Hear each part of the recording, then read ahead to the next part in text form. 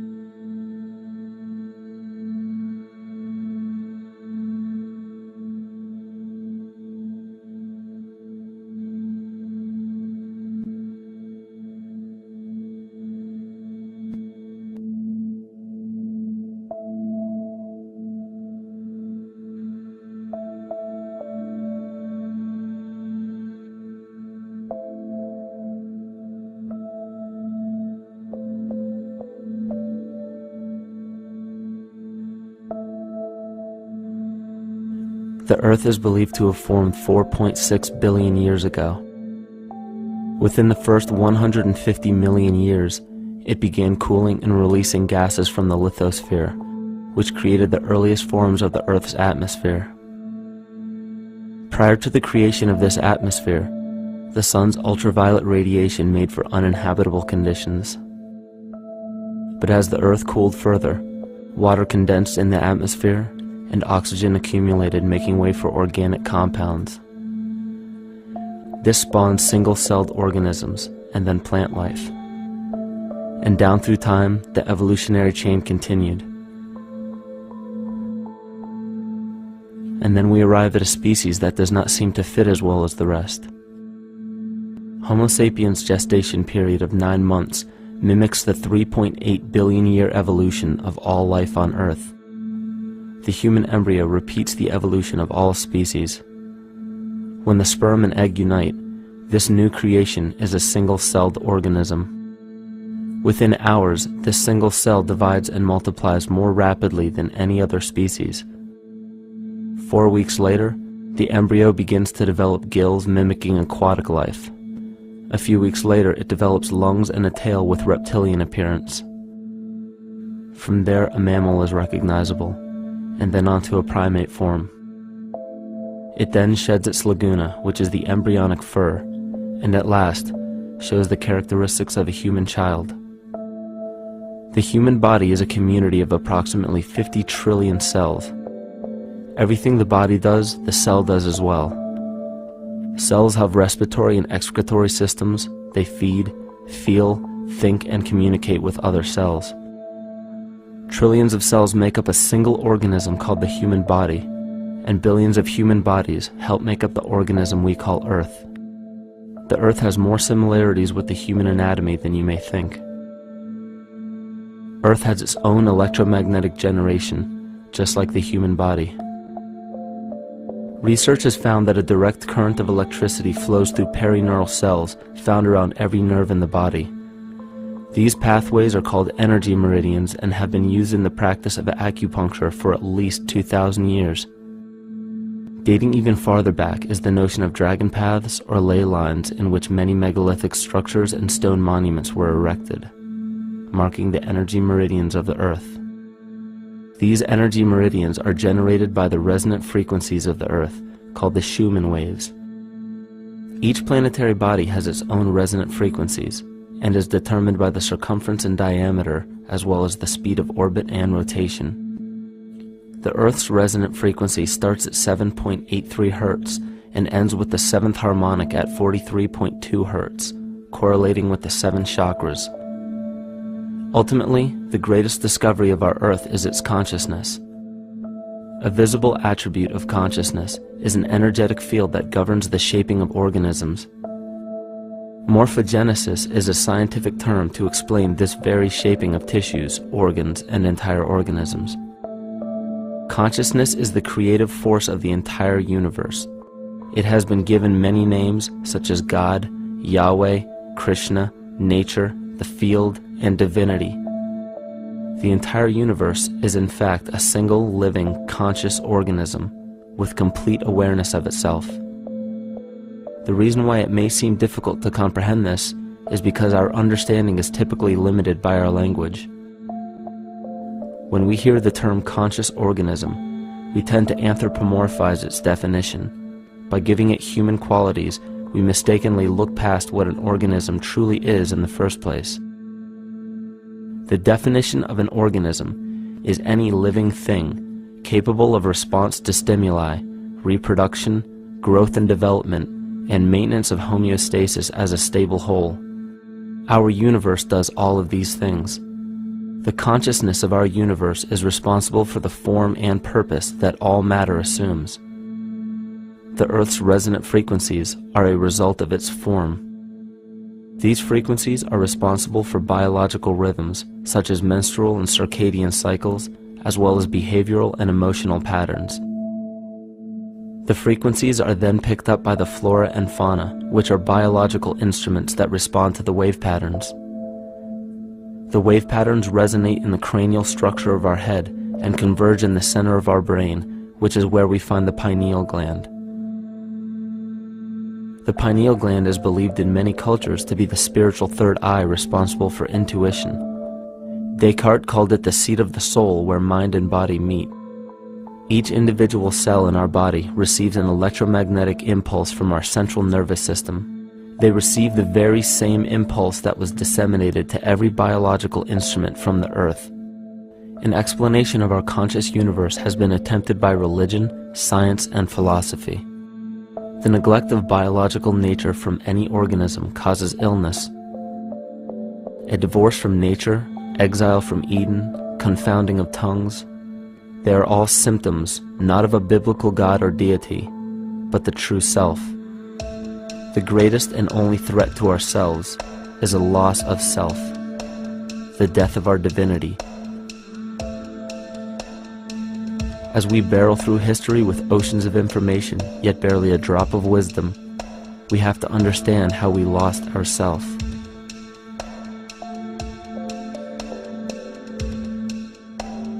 In sacred texts and ancient scriptures left by our ancestors, we find an incredible link between stories of creation, a great flood, the war of the gods, the Messiah dying for the sins of man, end-time prophecies, and similar characters.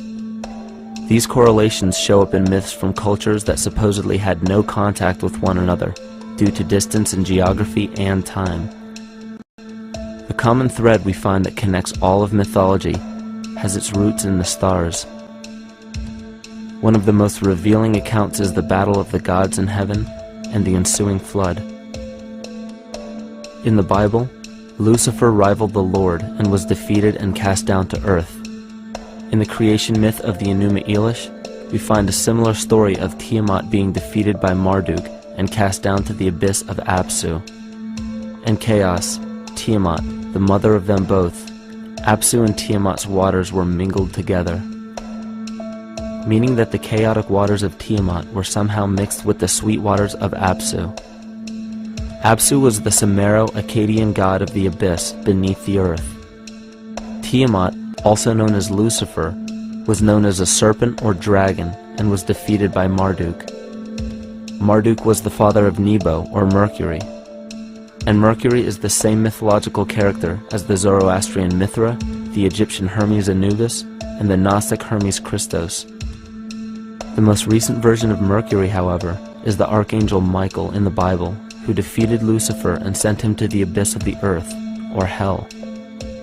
This story is steeped in astrological significance in the Bible and in many other ancient scriptures. This leads to an event in history that is recorded by many researchers regarding the cosmic upheaval and historic deluge. William Commonus Beaumont states, "The flood immortalizes the collision of a fallen planet, later termed Satan, actually a cometary body with our Earth." Consider what this reveals. He postulates that a planet, later termed Satan, fell to the earth, creating the flood we see recorded in the Bible and other myths. Lucifer, or Tiamat, was a planet known to ancient cultures as the Glistening One, the dragon of chaotic salt waters. The light from the sun illuminated this planet's water, which gave it a glow that rivaled the sun's own light, which is where we hear about Lucifer rivaling the Lord. The Lord in this case being the sun, which sustains and gives warmth to the earth. The planet Tiamat, or Lucifer, was destroyed by a cataclysmic event that hurled the watery planet to the abyss of the earth. In the book of Enoch, it reveals, "And behold, a star fell from heaven, and when it fell to earth, I saw how the earth was swallowed up in a great abyss." The myth of the Ute Indians states, "The sun was shivered into 1,000 fragments, which fell to earth, causing a general conflagration. Then Tawats fled before the destruction he had wrought. And as he fled, the burning earth consumed his feet, legs, body, hands, and arms, until at last, swollen with heat, the eyes of the god burst and tears gushed forth in a flood which spread over the earth, extinguishing the fire." This myth resembles the translation of the Enuma Elish by Stephanie Daly in her book Myth from Mesopotamia, which explains that Tiamat's eyes became the source of the Tigris and Euphrates rivers. As written in the book of Revelations, "And there was a war in heaven. Michael and his angels fought against the dragon, and the dragon and his angels fought back. The great dragon was hurled down, that ancient serpent called the devil, or Satan, who leads the whole world astray. He was hurled to the earth." The Roman mythology of Ovid gives the story of Phaeton, which happens to be another name given to the watery planet Lucifer, or Tiamat. This story reveals that Phaeton was a child of the sun and wished to become the sun for a day. Phaeton attempted this feat, and eventually Jove, who is also known as Marduk, destroyed Phaeton, sending him crashing to the earth in flames and put out by a tremendous flood of water from a river unseen before. The common theme we notice here is that of a saltwater planet, the great dragon, Lucifer, Tiamat, or Phaeton, was defeated and fell to the earth, and now dwells in the abyss known as hell, giving us the outline of the story of Lucifer rising up against the Lord and being defeated and banished to rule the underworld. As we know, however, an outline is but a shell of a story. The inner meaning, the spirit of the myth, comes with a deeper understanding of the essence of each planet, not just the physical planet, but the conscious core, because we know now that the proportions and velocity of a planet gives them their own characteristic frequencies, which govern biological and behavioral patterns. These planets reflect the archetypal psychology of man. In ancient times, probably the most important field of research was the study of the heavens. Galactic bodies and their movement through the sky were known to be symbolic of the inner faculties within human consciousness. Within all organisms, outdated science has only explained the physical world measured by our five senses. Only in esoteric religions, mysticism, and quantum fields of science are we to find any attempt at explaining where thoughts and emotions fit into the sense-perceptible world. We also understand now that humanity is a community of cells within the organism of the Earth. The Earth, therefore, is a higher organism that shapes our form and function. This higher organism and all other planetary bodies are governed by consciousness, just as we individual humans are. Therefore, the Newtonian belief that galactic bodies are nothing more than lifeless forms floating in space is tantamount to claiming that we humans are nothing more than a composite of elements in motion. We know that this is untrue because we feel, we think, and furthermore we see the result of our consciousness creating what we call life. Plato wrote, "This world is indeed a living being, endowed with a soul and intelligence, a single visible living entity containing all other living entities, which by their nature are all related." Furthermore, the cosmos is a single living creature which contains all living creatures within it. And in an article out of the Sufi journal, the author writes, "The world is a living spiritual being. This was understood by the ancient philosophers and the alchemists who referred to the spiritual essence of the world as the anima mundi, the soul of the world." In scriptures, we hear of the claim that angels guide the inner soulful actions of people, or that the gods wield influence over man. Most ancient spiritual and scientific teachings held the belief that the hierarchies of the gods, angels, archangels, archai, all the way down to the cherubim and the seraphim, are the hierarchies within the human psyche. In this way, we must understand that when the whole of ancient myths and sacred scriptures speak of spiritual influence from a higher being, they were speaking of archetypal forces that are inherent within us, not an influence from an external source. This is where we begin to see the relevance of astrology as an ancient form of science that resurfaced in the 19th and 20th centuries under the name of psychology. Friedrich Nietzsche even stated, "As long as you still experience the stars as something above you, you still lack a viewpoint of knowledge." This is astropsychology and maps the inner faculties of the psyche. In pre-Christian times, there were schools known today as the mystery schools or the mystery religions. The messages encoded in the scriptures and ancient archaeology came from adepts of spiritual science. The intent was to teach the initiates the deeper meaning of these myths. What became later termed as Lucifer, Satan, or the devil was representative of the ego which rivals the Lord, the representative of the self. The true self is the epicenter of a person's entire being. It is the total sum of everything that we are. The false ego, on the other hand, is the idea and concept we create about ourselves in the course of our lives, which typically excludes any qualities we don't wish to accept about ourselves. However, humanity has been endowed with the freedom to choose either to obey the true self or to give in to the temptation of the vanity and materialism of the false ego. This is the most notable trait that separates man from animal: our freedom of choice, the choice to follow our concepts and ideals or our natural impulses, the choice to sustain nature or to destroy it. This freedom of choice weighs on the fate of the entire organism that we call humanity. Cancer begins with a group of cells within a community that fail to communicate with the conscious signal of the organism. Those cells begin to grow out of control and spread to other areas of the organism. This very disease is evident in our world today. The cancer upon our earth is the domination of our false ego and our divorce from nature. Collectively, among every human, vanity leads to segregation and competition. Competition leads to fear and greed. Greed leads to deceit and immorality.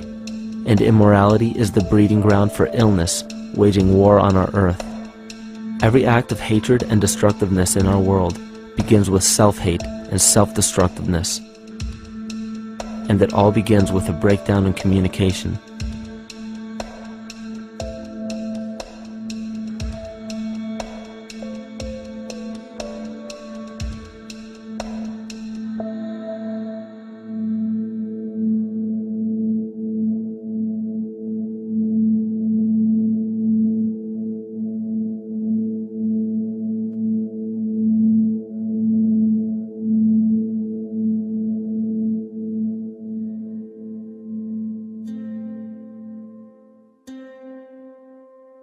In nature, all that we perceive with our five senses is a result of two fundamental principles.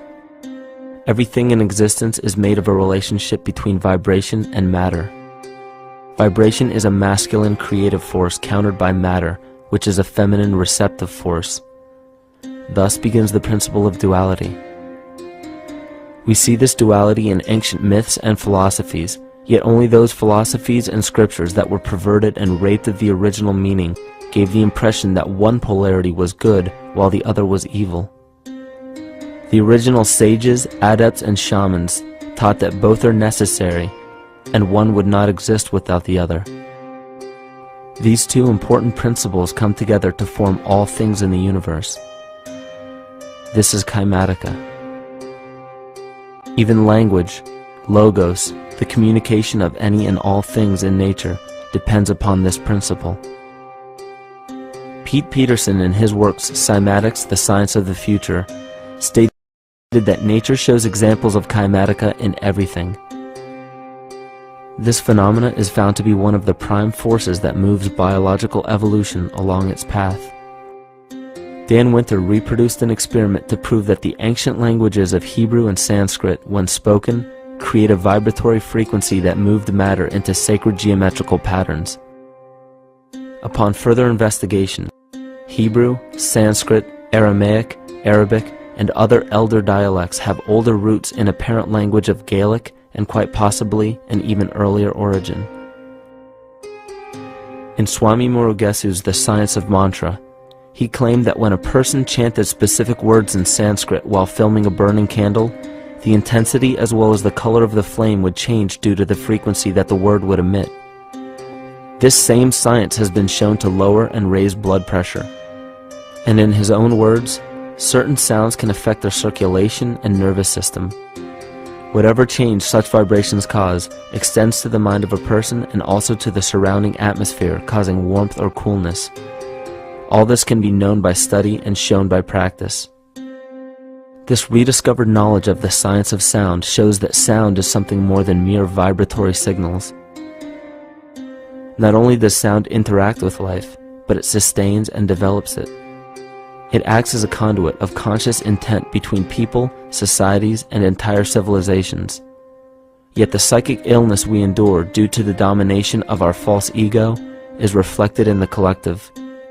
Our psychological schism has shut us off from communicating correctly with our inner self, which is exactly how cancer cells within the body operate.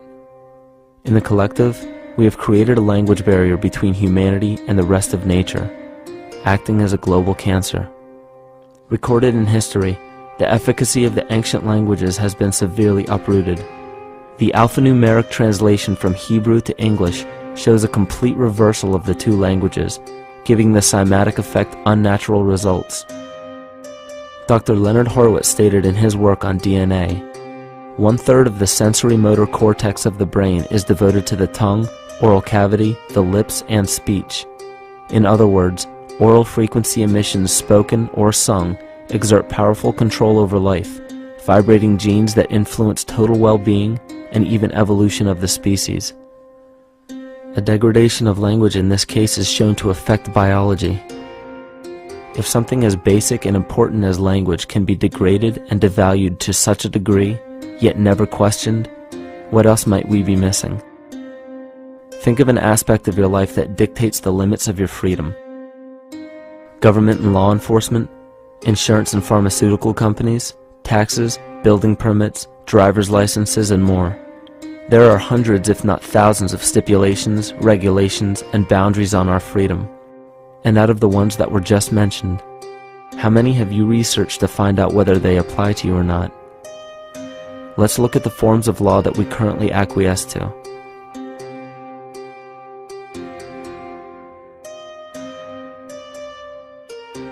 A common misconception among people is that any rule or regulation that governs them falls under one category, law. But there are many other forms of law that people abide by without realizing that they simply do not apply to them. Another misconception is that a nation's constitution gives us our rights. A constitution does nothing more than list the rights that we already have. We are born with inalienable rights, endowed to us by our Creator. They are not given to us, and they cannot be given away. The most a person can do with a right is choose whether to exercise it or not. Maritime admiralty law is what's known as the law of the water. It is superseded by civil law and only applies to those who willingly contract themselves into it. The definition of admiralty law is a body of private international law governing the relationships between private entities which operate vessels on the oceans. Let's look at how and why a form of law that is fashioned to govern corporations, businesses, and vessels has imposed its rule over natural human beings. This is all done through a form of word magic. A simple perversion of language has made it possible to convince people around the world that these alternative laws apply to them. One of the predominant beliefs in modern culture is that licenses, permits, registrations, and other forms of documentation are required to operate motor vehicles, use public roads, build structures and establishments, engage in free enterprise, and much more. Sadly, these beliefs are based on little to no investigation whatsoever, and are false. This belief structure is perpetuated by maritime admiralty law. This form of law was originally created to govern ships docking in foreign nations for the import or export of products and resources. It deals with banking and merchant affairs, not civil affairs. When a product is taken off of a ship and brought into a foreign land, that nation takes custody of the resource and accounts for it with a certificate.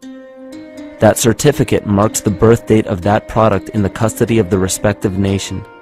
Think of why it is supposedly required to have a certificate of live birth in the first place. The Barron's Dictionary of Banking Terms defines a certificate as a paper establishing an ownership claim. So right there, we notice that everyone with a birth certificate is defined as being owned. People are used as collateral with other nations because the U.S. is bankrupt. The United States declared bankruptcy on March 9th of 1933. At this point, the U.S. began taking out loans from a private, non-government affiliated corporation called the Federal Reserve. With no money to pay back the loans, the United States began using the citizens as collateral. All birth and marriage certificates are literally warehouse receipts. Just look at the similarities of warehouse receipts and birth certificates. Both document the date of issue, a serial number, registration number or receipt number, a description of the product, and an authorized informant to notify the appropriate government agency. With all of this information being readily available, the majority of people are unaware of their involvement with maritime admiralty law. This is possible through the manipulation of language. This admiralty law changed the meaning of the word person from a natural living person to a corporation. Driver's licenses, vehicle registrations, auto insurance forms, building permits, gun permits, work permits, tax filing documents, birth and death certificates, traffic citations, and many other forms of documentation that were once believed to be absolutely necessary only applied to persons or corporations. Upon signing such a legal document, you are indirectly waiving your rights under the Constitution and lowering your status to that of a corporation that is created with the same exact name as you. The only way to reconcile your true name from the name of the corporation is to take notice that the corporation has its name in all capital letters. This is known as capitis diminutia maxima. You may take notice that your driver's license, birth certificate, social security card, insurance cards, and more use all capital letters to legally represent the corporation with your name, not you. The corporation is known as an artificial person, whereas you, the human being, are known as a natural person. This deception goes even deeper when it comes to the courts that we attend. When showing up to court, you will notice that there are seats for witnesses behind a wooden fence or barrier. The defendant must cross through the entrance to the other side of the barrier where the plaintiff and judge sit. This act symbolizes the boarding of a ship. At this time, business can be conducted in maritime admiralty law. The judge, acting as captain or banker, is responsible for settling the balance between the two sides. This is why there is always a monetary value involved in any court case. The captain is simply dealing with banking and merchant disputes. Once the balance is paid, the case is closed. To turn the court case away from admiralty law where your rights are not protected, you must avoid agreeing to represent the artificial person. This is done by stating that you are the natural person. You don't have a first or last name because those imply corporate title. In a court case, you may state that the court takes judicial notice of your honor's oath of office. Every judge must take an oath of office to practice law, yet you must make it clear to the court and the jury that the judge is acting as judge and not banker. Remember that you are a natural human being of the earth. You are not governed by anything but your own consciousness. Laws are created within a society. The society that created the laws we see being enforced today is called the Law Society. Yet the most beautiful part of this entire deception is the fact that we are not part of the Law Society, so their laws do not apply to us. Judges, lawyers, and law enforcement officers, they're all part of a society. Within that society, they've created their own language that's deceptively similar to English. They have these little things called statutes, acts, and regulations that seem like laws, but they really only apply to those within their society.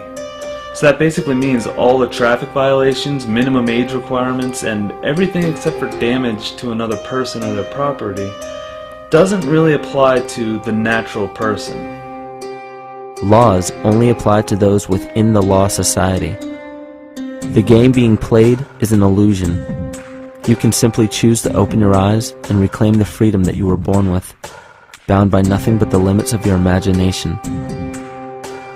These are just a few examples of assuring that your rights are being protected.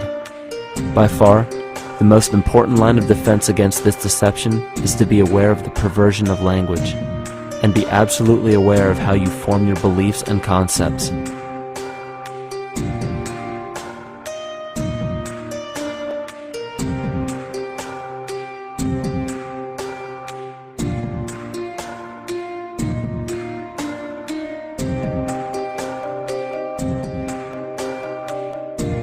In all forms of the perversion of language, there is a mirror reflection of this in the microcosm of the psyche.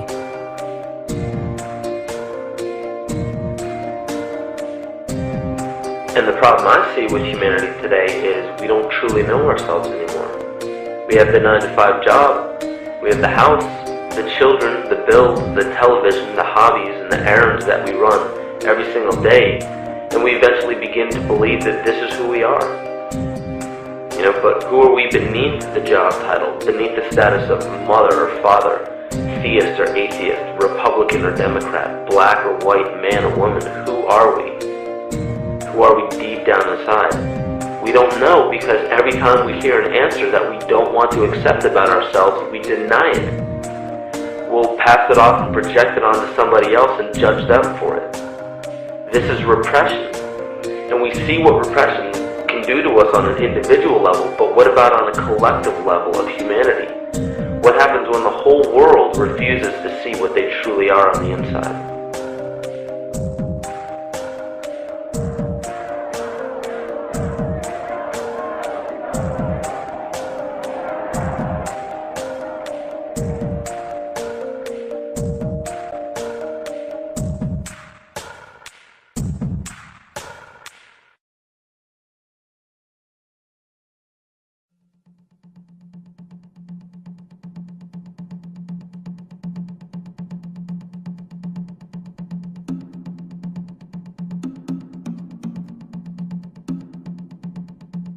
Carl Jung discovered that there is a collective unconscious connected to all humans, meaning that the whole of humanity shares a single mind with one another.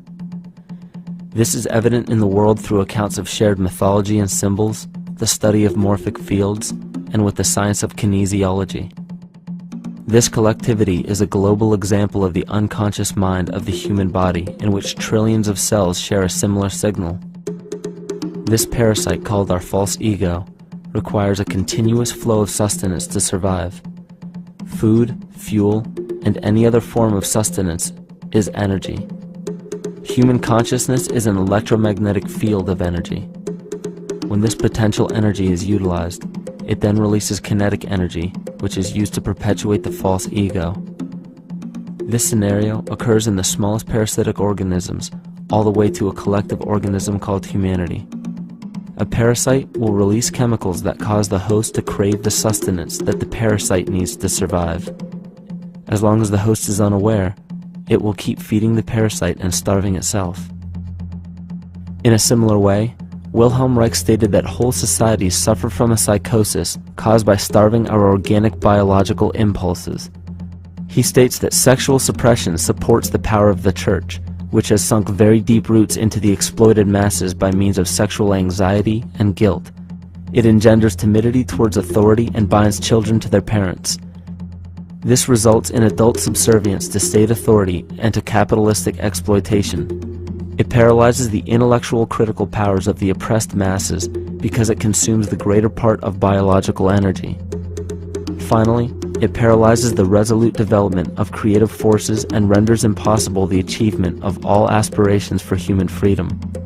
In this way, the prevailing economic system, in which single individuals can easily rule entire masses, becomes rooted in the psychic structures of the oppressed themselves.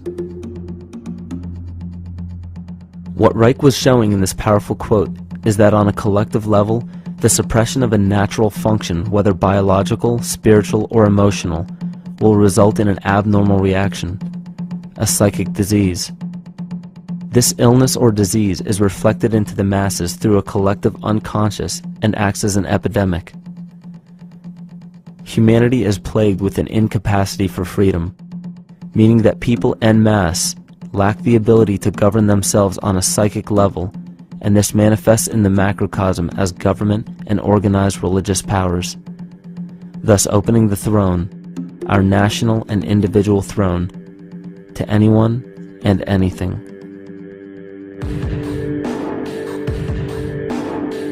Enter the infamous rulers of the earth, the patriarchs of civilization, political, social, economic, and spiritual dictatorship, psychic tyranny. This simple illness within our psyche, this lack of responsibility and neglect of basic human freedom, has made way for every tyrant that has ever held rule over people on this planet.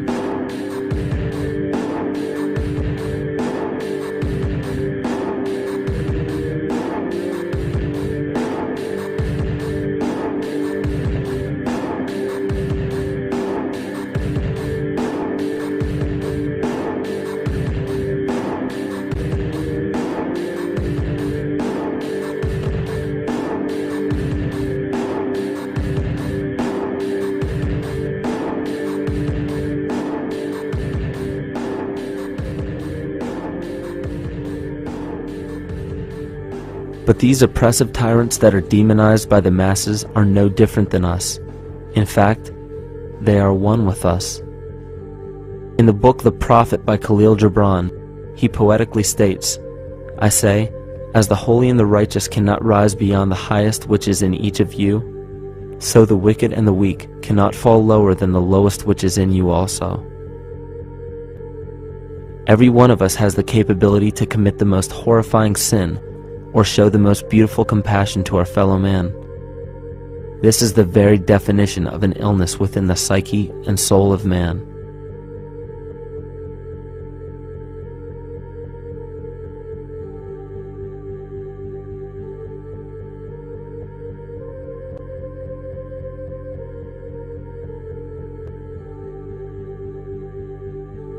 Think of any position of power that you believe to be above you.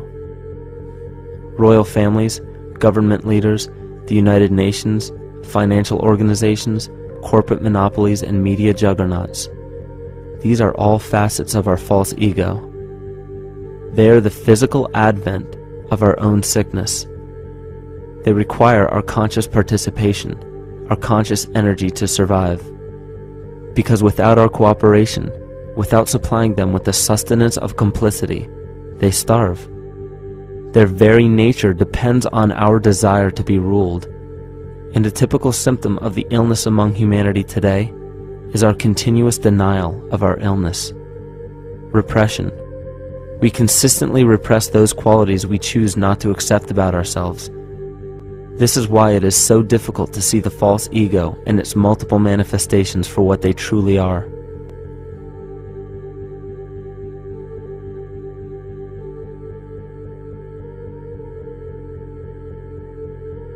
This is the very nature of the false ego.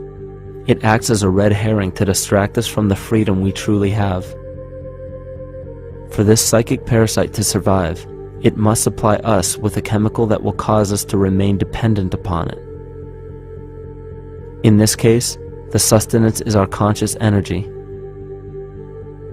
And in order for us to feed it to the parasite, the chemical of fear causes humanity to crave protection and defense.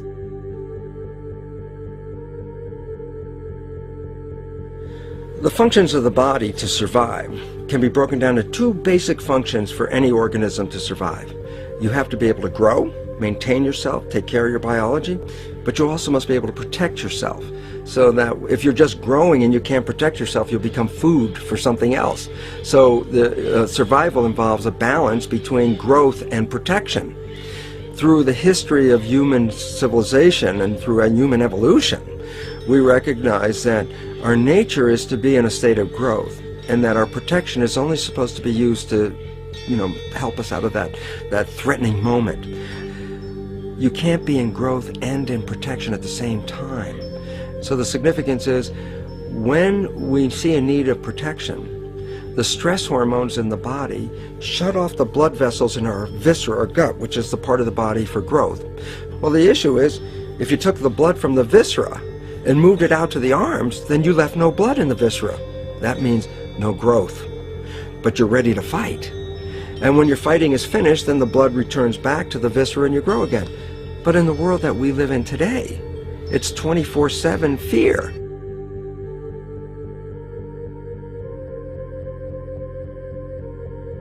So we have a continuous dripping of that stress hormone into the body. It's just dripping all the time, getting us ready to run or fight or flight at any moment at the drop of a hat. We're ready to go because we're on guard. Well, the problem is, what does that mean about your allocation of energy? And it says, we're spending most of our energy in protection. You cannot survive if you're in protection all the time.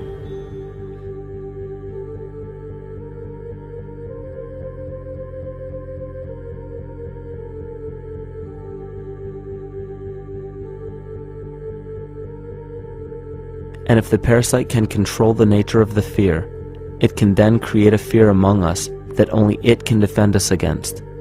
A recent physical manifestation of this comes from Zbigniew Brzezinski, former Secretary of State who also supported President Barack Obama. In his book, The Grand Chessboard, he states, as America becomes an increasingly multicultural society, it may find it more difficult to fashion a consensus of foreign policy issues, except in the circumstance of a truly massive and widely perceived direct external threat. Even the Reichsfuhrer of the Nazi Party, Hermann Göring, sums up this game of supply and demand perfectly when he stated, "The people can always be brought to the bidding of the leaders." That is easy. All you have to do is tell them they are being attacked and denounce the peacemakers for lack of patriotism and exposing the country to danger. It works the same in any country. It also works the same in every individual psyche. Just remember that the false ego has only one desire: to become greater and more powerful than the true self. This illness causes us to believe that we are separate from nature. This is why we see such a rise in the dependency of technology. This is why we see such little stewardship for the earth and the environment. And this is why we see bigotry, racism, sexism, and every other form of discrimination possible that leads to crime, violence, wars, and eventually, the global destruction of the organism. This endless state of fear, confusion, and segregation our world seems to live in is a symptom of the false ego creating a false threat.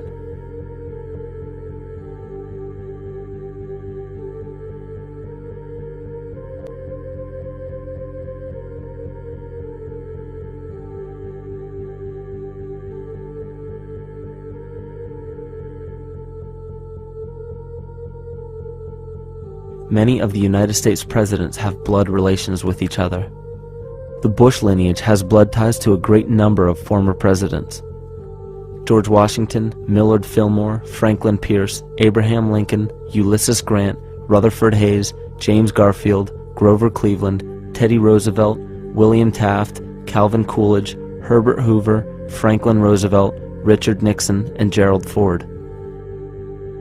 Michael Tsarion points out in his work that Bush is closely related to every European monarch on and off the throne, and has kinship with every member of Britain's royal family. Bush's family tree can be documented as far back as the early 15th century. He has a direct descent from Henry III and from Henry VIII's sister Mary Tudor. He is also descended from Charles II of England. And we also find that George W. Bush is a direct descendant of Godfrey the Bullion. Godfrey was the first king of Jerusalem after he recaptured it from the Saracens, which was the name for the Islamic faith during the Middle Ages. It is interesting to note that the current occupation of the United States in the Middle East was re-established by the same family, George Bush Sr. in 1991, and again by George Bush Jr. in 2003. George Bush Jr. is then found to be a cousin to both opposing candidates of his 2 terms in office, Al Gore and John Kerry. Democratic President Barack Obama also has blood ties with George W. Bush, as well as Gerald Ford, Lyndon Johnson, Harry Truman, James Madison, and the British Prime Minister Sir Winston Churchill.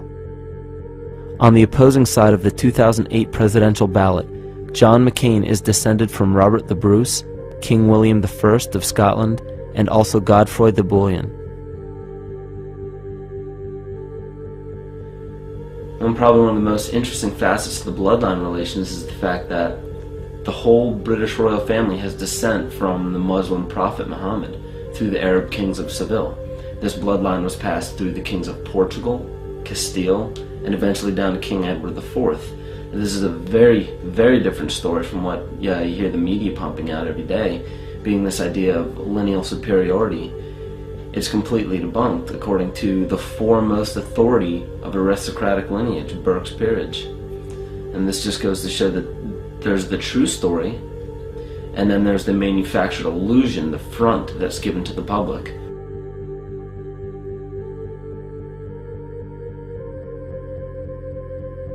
These blood ties go on and are documented thoroughly through literature such as Burke's Peerage and other comparable books. The point of all of this is that we find not just the same people, but the same intent within the people who have held high positions of monarchy, dynasty, aristocracy, and democracy in the past and present, and they are all related by a physical and symbolic link. This bloodline carries the symbol of our illness.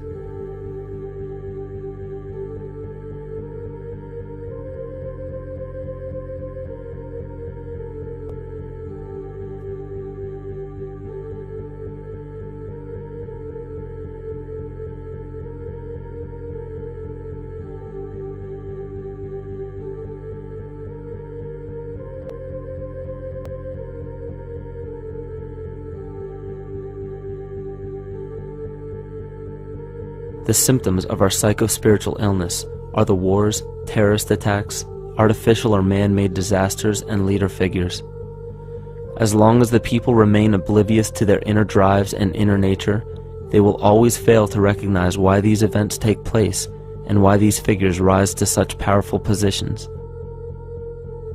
The reason why we have failed for thousands of years to conquer these archetypal rulers permanently is because for thousands of years we have been fighting the symptoms of an illness and not the root cause.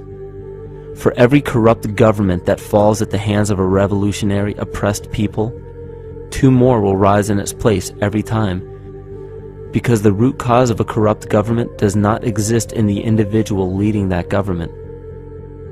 It exists within the psyche of every individual, because an unaware host to a deadly parasite will do anything to avoid accepting his own incapacity for freedom.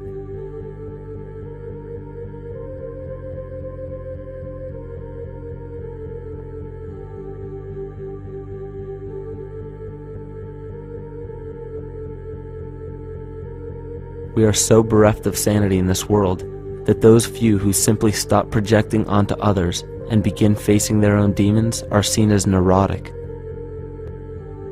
An article written in the 1950s states that studies showed that individuals who had been isolated from their familiar social and cultural environment became neurotic. This shows that when those individuals had no object to identify their darker emotions with, they began to see these things in themselves, that which they refused to recognize before, and were unaware of why they appeared and how to cope. Facing our true inner self is virtually unknown in our world today.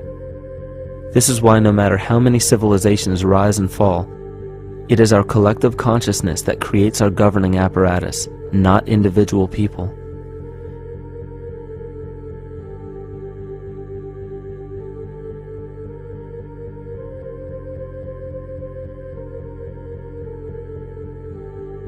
And after countless attempts, you would imagine that people would realize that a physical retaliation may not be the solution. Yet here we are, thousands of years later, with technology that can clone DNA, vehicles that can break the sound barrier and probe the depths of space, and science that can overcome almost any sickness. Yet we still fail to take notice to the importance of thoughts and consciousness. This is the very definition of insanity. And every single one of us is responsible for this psychic epidemic, because we're killing the messenger and paying no attention to the message.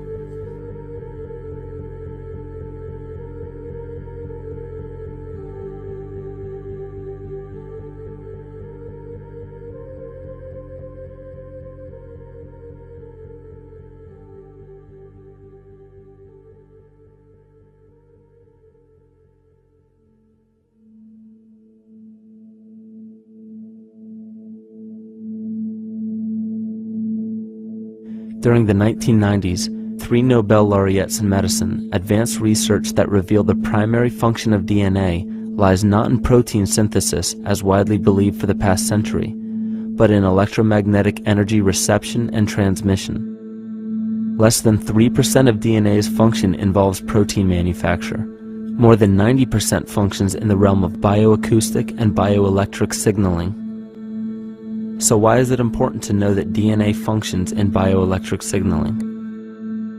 HeartMath Institute has discovered the heart and brain maintain a continuous two-way dialogue, each influencing the other's functioning. Although it is not well known, the heart sends far more information to the brain than the brain sends to the heart, and the signals the heart sends to the brain can influence perception, emotional processing, and higher cognitive functions. The heart also generates the strongest rhythmic electromagnetic field in the body, and this actually can be measured in the brainwaves of people around us. We are quite literally an electromagnetic expression of our highest cognitive function. The behavior of electromagnetism is evident throughout the world as dualism. All matter contains a negative and positive charge, which means organisms are built upon this foundation. The natural homeostasis of any organism is a balance of both polarities. Furthermore, research on emotional energetics shows that the heart's field is a carrier of emotional information and a mediator of bioelectromagnetic communication within and outside the body. Research shows our heart's field changes distinctly as we experience different emotions. It is registered in people's brains around us and apparently is capable of affecting cells, water, and DNA studied in vitro. Fear. The chemical supplied by a collective parasite creates a distinct bioelectric signal given off by the host. This signal is disseminated to the organisms within our community and will grow outward through the entire organism unless it is counterbalanced by an opposing force. Dr. Fritz Alan Popp discovered that the cells in our body communicate through biophotons, which are tiny particles of light that are single units of an electromagnetic field. This communication system within our body also exists between people in what's known as morphic resonance. This was known by the shamans, sages, and adepts of antiquity. These teachings were commonplace in prehistoric cultures. It wasn't by sheer chance that artistic expression and rituals were the cornerstone of every ancient civilization. Art was used as a personal method to exercise the shadow content of the psyche and introduce it to the conscious mind. This was very literally viewed as psychic therapy. Ritual was based around astrological dates. As we've learned, the study of the stars and planets reflect our own astropsychology. The shamans would perform rituals on astrological dates that would correlate with a circadian rhythm or a psychological cycle. These rituals kept the human participants aware of their inner self and prevented the repression of psychological content. As long as people were facing their inner demons and accepting them as their own, they were not collectively projecting them into the physical world. If you bring forth what is within you, what you bring forth will save you. If you do not bring forth what is within you, what you do not bring forth will destroy you. The progeny of our psychological disease began growing rapidly after a series of catastrophes forced the collective into a somatic state of fight or flight. This lowered the immunity of the population by introducing a state of immense stress. Our body becomes more susceptible to illness under stress. In this manner, humanity fell ill when entire bodies of land were swallowed up by the floodwaters. This uprooted many tribes, chiefdoms, and civilizations from their homes, and their ritual practices that were used as a conduit for psychic wellness were put on hold in order to survive the catastrophe and seek new homes. The shamans were spread to many new areas of the world. This information has been suppressed. We are made to believe that advanced civilizations such as ancient Egypt and the Mayans of Mesoamerica came about with no prior rudimentary remnants or evidence of evolving intellectual artifacts to bring them to their peak. We are meant to believe that their incredible knowledge of mathematics, astrology, agriculture, economy, polity, and architecture came out of nowhere. This leads many researchers today to the understanding that the origins of these civilizations have been suppressed. Not surprisingly, the force that has guided the suppression of this knowledge comes from the exact bloodline of the political and religious leaders stated previously. These are some of the notable book burnings and suppression of important texts in our history.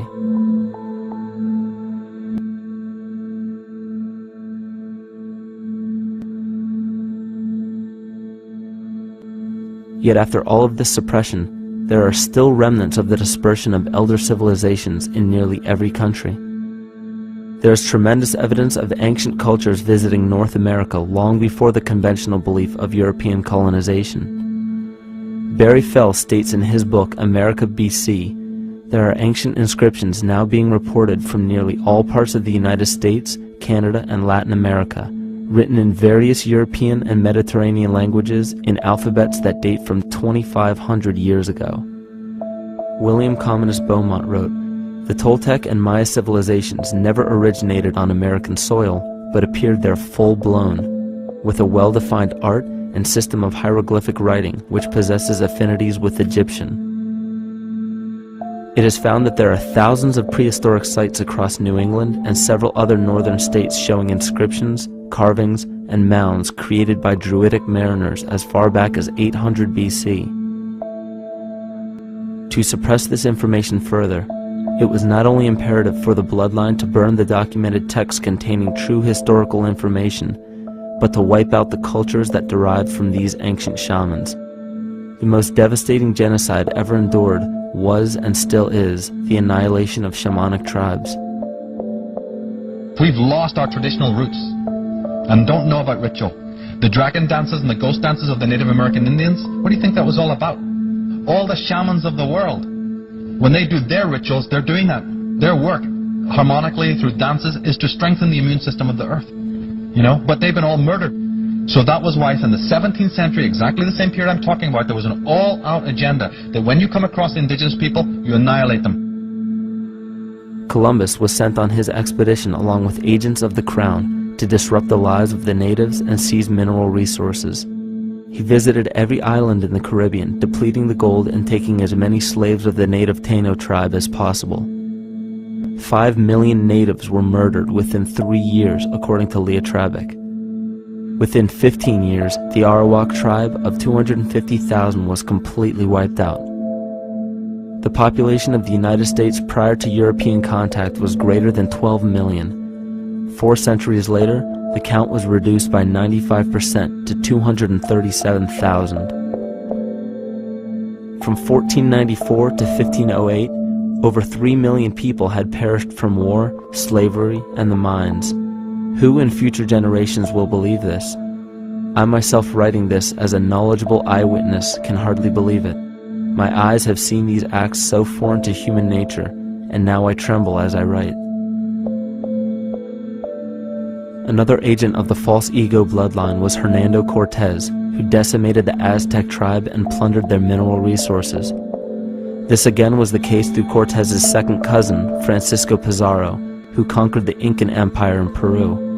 These atrocities are seen throughout Africa, New Zealand, New Guinea, East Timor, and are still seen today in Canada. This was a deliberate attempt to bury any surviving remnants of the ancient world and our true history. It is a naive mistake, however, to categorize and blame everything and everyone involved with politics or religion for this suppression of knowledge. It is only natural for people to crave spiritual understanding when there are so many manufactured missing links and perversions in the spiritual text today. And due to this void of spiritual wisdom, honest and moral people who are simply trying to understand their place in this world become the prime consumer market for those who wish to exploit this vulnerability. To have enough power to run our own lives, basically.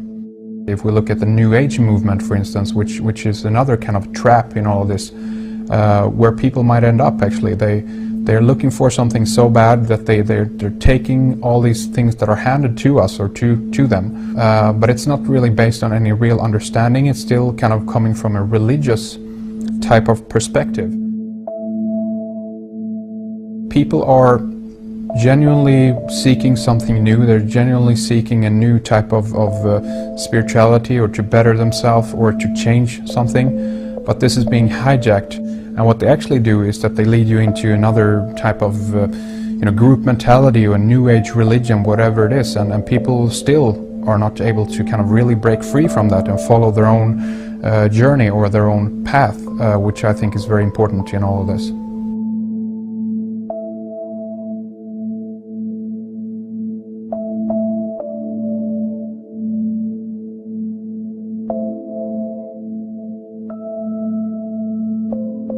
In the pre-Christian era, there were several cults of incredible power, most notably the stellar, solar, Saturnian, lunar, and mushroom cults. It is simple to see that worshippers of the lunar goddess comprised of the lunar cult. The worship of sun gods were indicative of the solar cults. The Saturnian cult, which consisted of Phoenicians and Canaanites, worshipped El or Eli. The biblical exodus of the Hebrews from Egypt showed that they entered Canaan and merged the lunar cult of Isis, the solar cult of Ra, and the Saturnian cult of El to form Isis, Ra, El. Israel. The old Israelitish cult and mythology, the Yahweh worship, the patriarchal legends, the sojourn in Egypt, and so on, are rooted in the religion of the sacred fungus, developed from the underlying fertility philosophy of the ancient Near East. The Jewish mitre, Muslim turbans, and military berets are derivations of the symbol of the mushroom cult. One of the first and most prominent, however, was the stellar cult, and a number of these ancient cults were created for shamanic purposes and earthly stewardship, yet some were taken over with different intentions.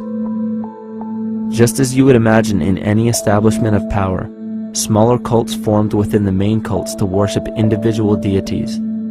The cult of Mithras and the cult of Dionysus are two examples. You still today can see the Mithraic or Phrygian cap on the symbol of the seated Liberty dollar, the coat of arms of many countries, the reverse side of the flag of Paraguay, the seal of the United States Senate, and even involved in the solar cult holiday that we now call Christmas. In the cult of Dionysus, many festivals were celebrated, such as the Greater Dionysia, celebrated in Athens around the spring equinox. The foremost event in this festival was the Thymelic contest, in which poets, musicians, and entertainers performed in an open-air theater. Musicians did not have to pay taxes, and members of the Artists Guild did not have to participate in military affairs. The cult of Dionysus is still alive to this day as the entertainment industry.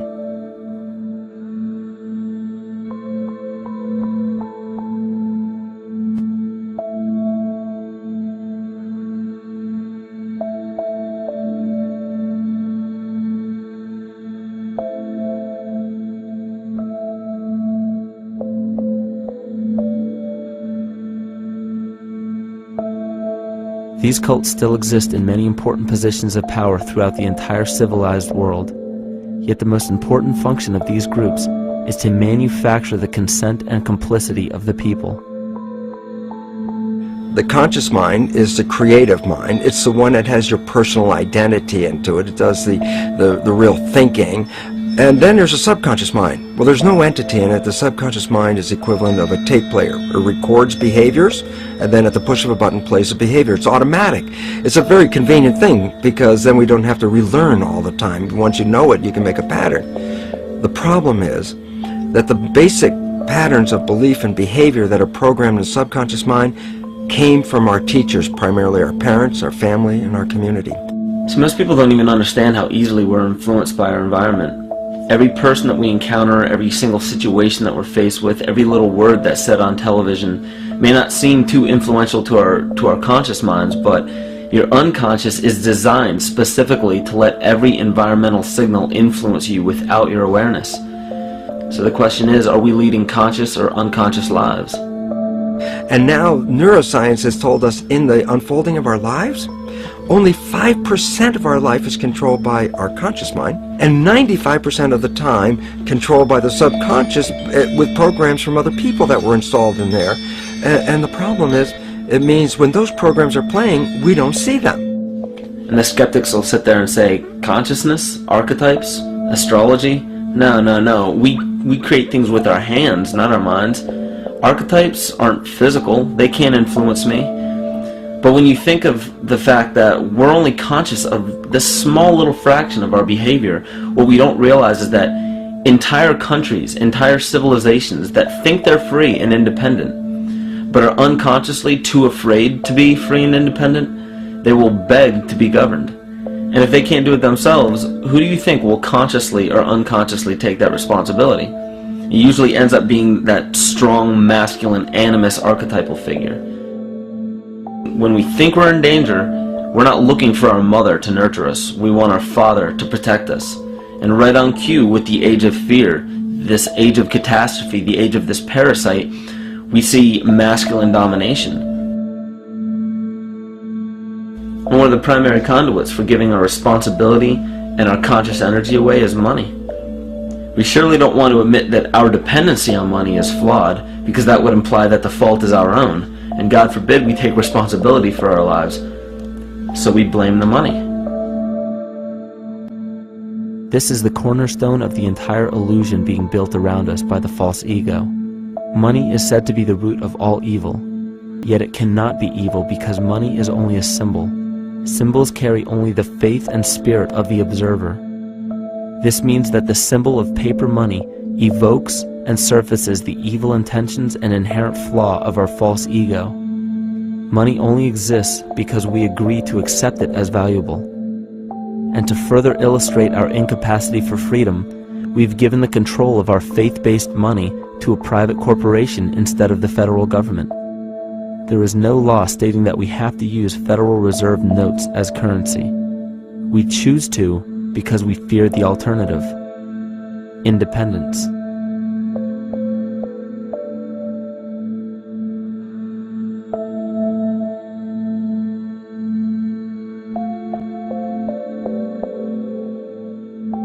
But it's not even really about money, it's about energy, because money is simply this material thing that allows billions of people to crave just one thing and put their energy into the same thing. It's not the plasma TV or the house or the lifestyle or the job or the significant other or the status that we're really after, because we know that we're empty. These people feel sadness and loneliness and void just like anybody else. And they either want to fill that void with materialism because they think that that'll make them feel better, or they want to sedate the void feeling with material possessions. So it all comes back to this feeling of having to put our dependency into an external source, something that we have absolutely no control over. What we're seeing right now was with all the competition of each other destroying each other, wars, competing for material existence, raping the planet and tearing it apart to get some pieces of it to hold in your hands and say you won the game. Every one of those moves is destructive not just of the planet but of human civilization, because human civilization will thrive with cooperation and will die with competition. And if you operate from these truths, then you end up with the extinction that lies before us. You see, we all have demons, so to speak. We all have inner demons in our lives, but we expect to see devilish monsters or dark apparitions when you think of a demon, kind of like what you'd see in the cinema. But our demons are really the people in our everyday lives, the people that we argue with, the people that we envy or hate, the ones we physically or emotionally harm in some way, shape, or form. And it's not because we envy or hate qualities in these specific people as much as we hate the fact that they remind us of ourselves. They reflect qualities about ourselves that we wish we had more of, or that we wish we didn't have at all. So what do? We alleviate that pain not by fixing or fighting our own demons, but by harming the people that remind us of our demons, by harming the people that remind us of the things that we don't like about ourselves. And when we become frustrated that we're not in control of our emotions because we don't really know what's affecting our emotions, we take it out on others. We take it out on absolutely anything else that can show us or act as a catalyst for our hatred. And so we do the same thing to animals. Animals are perfect because they can't defend themselves. And it's a perfect catalyst for our inner aggression, our confusion, our hatred. Just take it out on something absolutely helpless. Just imagine how unconscious a person has to be of his or her actions to torture or mutilate or brutalize any living thing.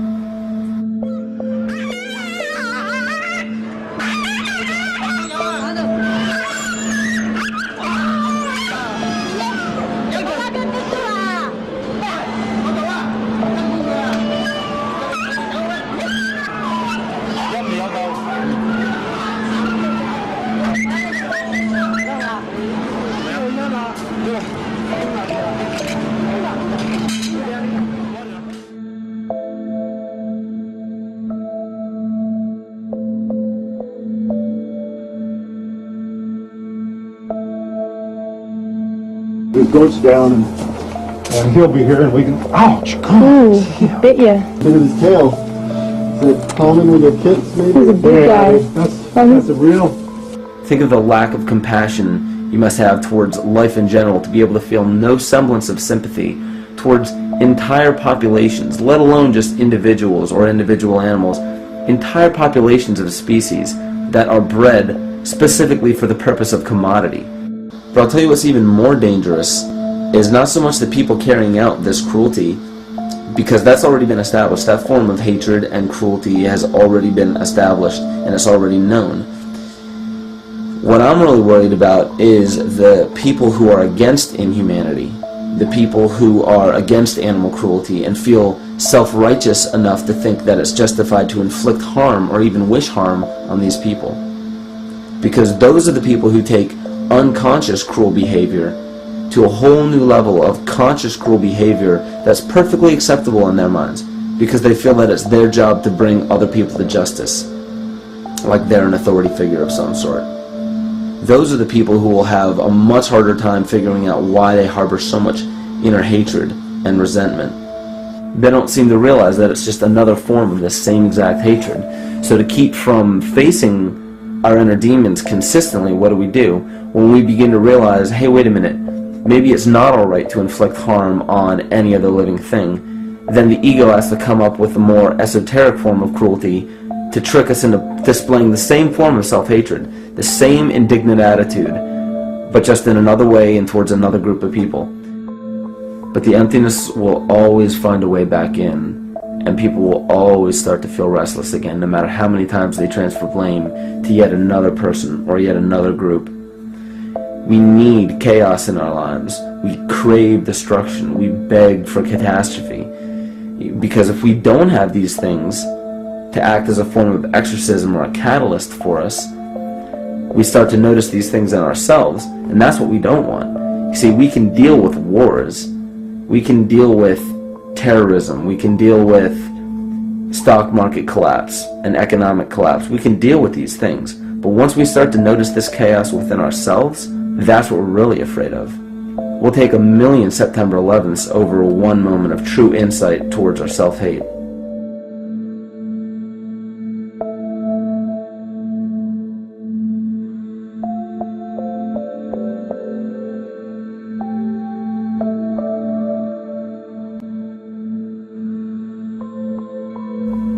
And you know, the most interesting part of all of this is we encounter things every day, every single day, that we either accept with open arms or that we reject violently. The interesting part is not really what we're accepting or rejecting as much as what it is inside us that makes us feel compelled to a certain thing or repelled from a certain thing. There's this fundamental dual behavior of muscular strength or weakness, attraction or repulsion. And what's interesting about this is when you realize that consciousness, awareness, that intangible essence that animates all matter into what we see around us as life, that is where you will find the origin of this dual behavior. It's been explained as the inhalation and exhalation of Brahma, the contraction and the expansion of Ahriman and Lucifer in an anthroposophical setting, the active and the passive qualities in electricity, the masculine and feminine qualities, yin and yang, existence and nothingness. These are all ways to explain the same behavioral process that begins with awareness, it begins with consciousness. And if you get rid of all the images and concepts in our minds of these sayings in your head and just try to feel the difference between the two polarities, you'll begin to notice that all of the different scenarios and possibilities that are playing out in the world all spawn from this common origin. You'll have 1,000,000 people telling you why the Bible is supposedly the Word of God and that you should follow it word for word. And then you'll have another 1,000,000 claiming that it's a form of mind control and not to believe any of it. Everybody will tell you to beware of this or watch out for that. This is good information, this is bad information. And I just have to wonder, what makes anyone an authority figure enough to say that something is true or false? And why are you denying or accepting anything based on the suggestion of another person? Why aren't you making that decision for yourself? Information is information. There's no such thing as good or bad information. It's all what you do with it. I say let everything be your Bible. Give every piece of information, every person, every event or scenario or situation an honest and open mind. Because then it's your responsibility to respond to it in the way that you choose. Not following the herd, not following convention, it's your responsibility. And that's the point when, no matter how many people tell you you're wrong or right, you're not dependent upon their approval. If we at least question our own actions, question our own thought process, and make a conscious decision to what we feel is right every single day, that's what I believe to be divinity. That's true shamanism. And that, to me, is what it really feels like to be alive.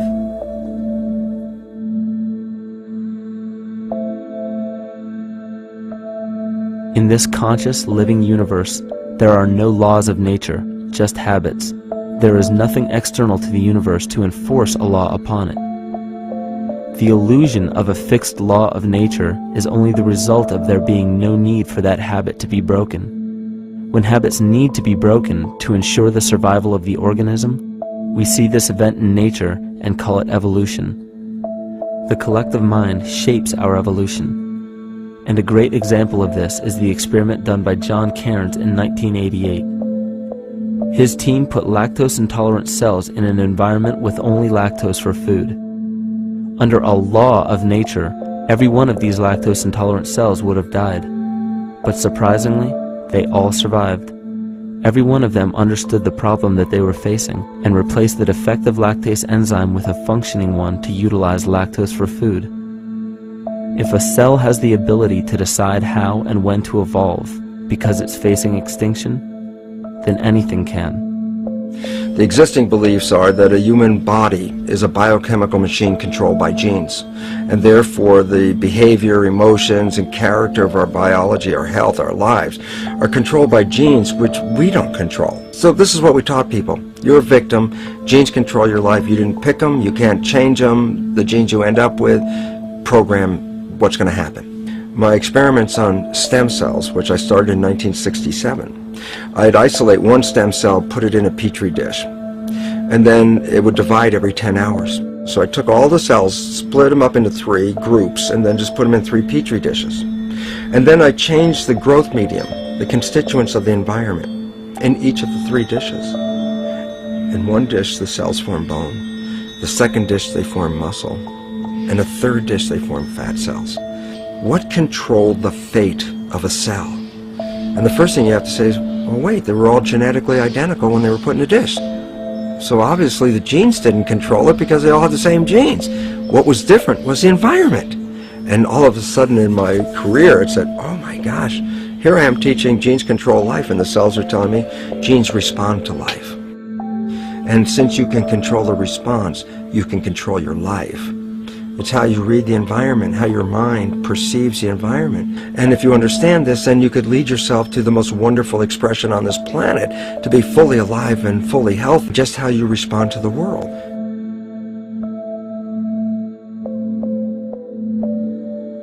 In the face of financial collapse across the world, political and religious wars raging tirelessly, and an ever-growing feeling of being lost and void of meaning, there is a great amount of energy being pushed to the surface of the collective mind. Evolution does not come about gradually. It happens in spurts and fits, and comes about due to a tremendous need for the organism to survive. We are now at a point in history where we will choose. We will choose to become sovereign or remain dependent, to face our true self or continue fighting a ghost, to become well or allow this disease to grow, to live or to die. The choice is yours.